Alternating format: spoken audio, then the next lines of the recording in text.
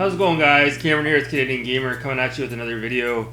Now, this was a little bit of an unexpected video. I was planning on doing this video, but I didn't think it would turn out quite like it has. So what I mean by that is I hooked up my Nintendo Wii U to my 4K TV because I wanted to try specifically a couple of Nintendo Wii games to see in the year 2020 when you hook a Wii U up to a 4K TV and play a Wii game, what are the results? What does it look like? So pretty interesting. This video might go off the tracks. Once I get to that point, I'll explain. But so I hooked up the Wii U, and right out of the gate, I'm not gonna lie, it's a pain in the ass. It took me everything I had in my inner soul to be able to pull the Wii U out and plug everything in, and then external power supply, and then you get that hooked up, and then if you want to play Wii games, you have to have the Wii U tablet hooked up as well. Most people, I know myself, that the damn thing's never charged, so you have to plug that into the wall. And then, of course, you got to hook in the Wii sensor bar, which is like, it's got a cord that's like 20 feet long, and you have to tuck it in underneath your TV stand. It's just a pain in the ass, so it's not pretty looking. But I got it all hooked up, and then the TV wouldn't recognize the Wii U for some reason. Unplugged the HDMI cable, plugged it back in, and it picked up the signal. So I put in 2 games here.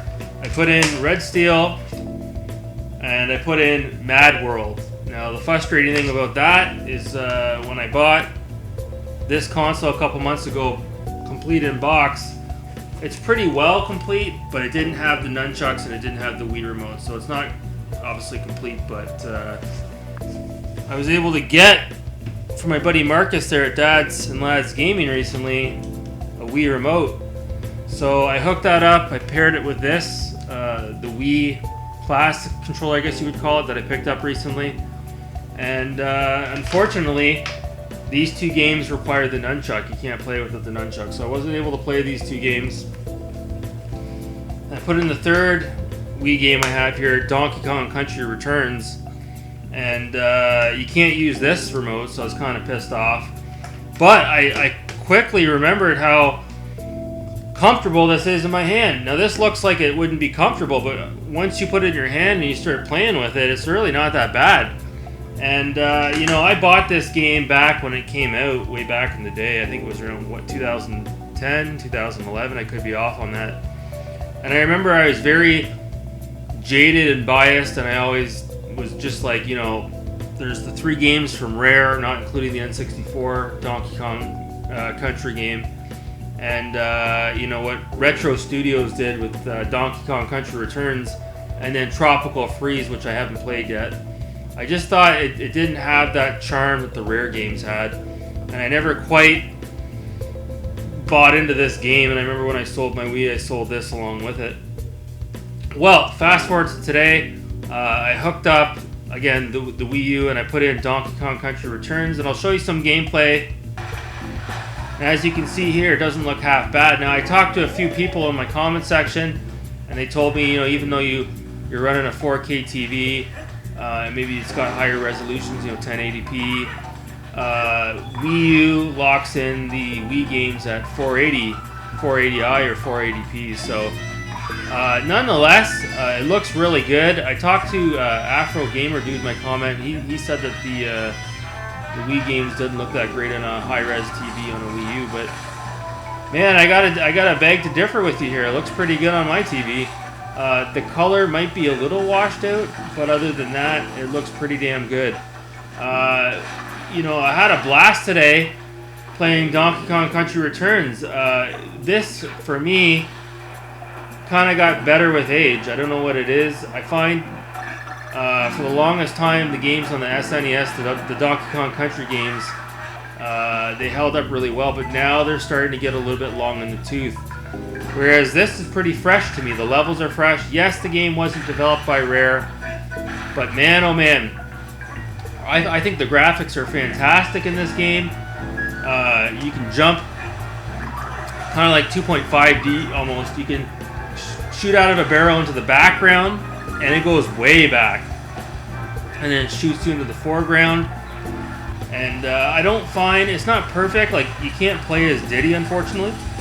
You can get Diddy as a sidekick and he helps you sort of fly around. He's got like a, I don't know what he has, like a propeller on him or a jet.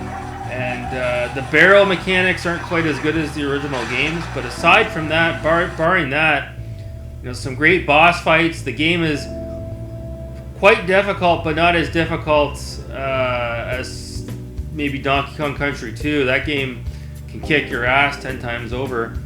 But I don't know, I'm just having a really good time playing this. I ended up playing it for about 2 hours this afternoon.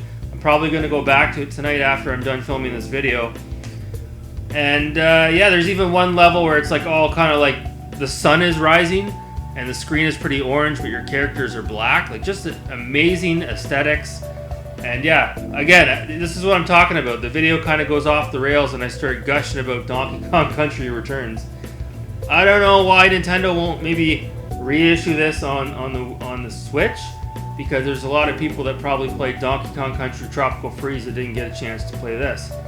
Now, if any of you guys out there have played Tropical Freeze, I know Alpha Nerd Entertainment, you said you played it and it's really good, so you know, I'll take your word for it. I'll see if I can pick it up this week.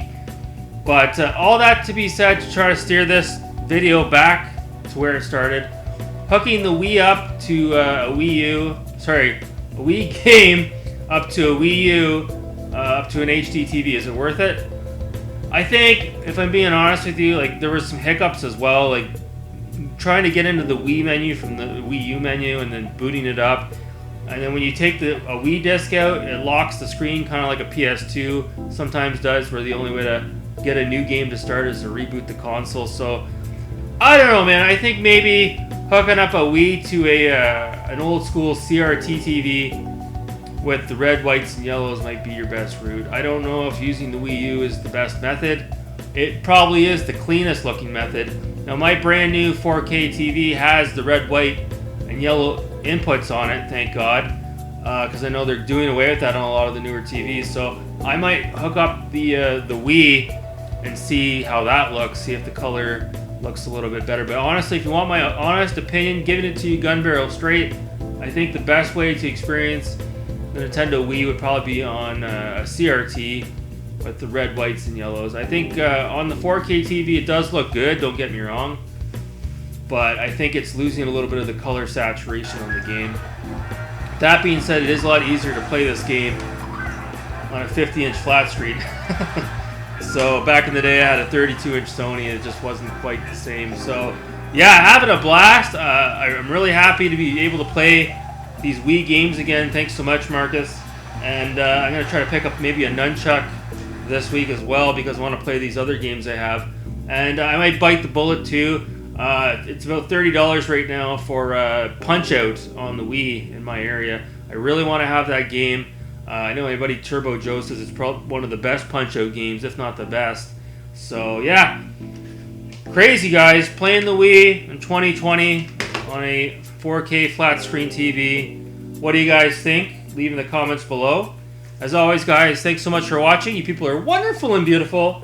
You take care.